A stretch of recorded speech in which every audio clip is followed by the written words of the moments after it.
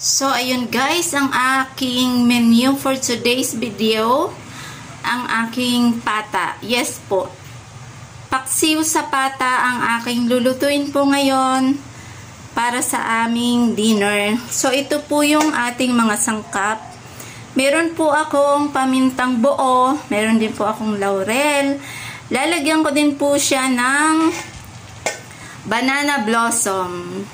At saka meron po tayong sibuyas, bawang, sibuyas, at lalagyan ko rin po siya ng sibuyas na puti. At meron din po ako ditong pork cube. At syempre, ito pong ating suka. At syempre, meron din po tayong ilalagay na tubig. Ngayon, ilagay na po natin ito sa ating pinalambot at malinis na napata. Yes po.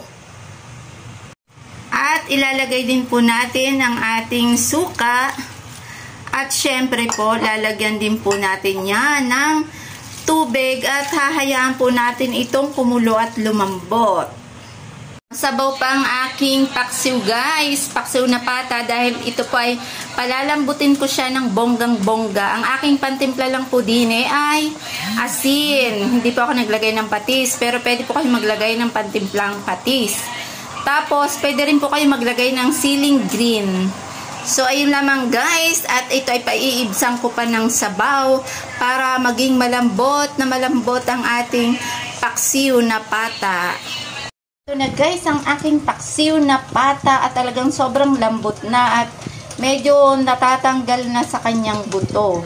At hindi ko hinayaan na maubusan ng sabaw dahil syempre para may maisabaw yung dalawang bata at makakain din po. Kailangan po talaga laging may sabaw. At talagang let's eat guys. Hindi ko na pahahabain pa ang aking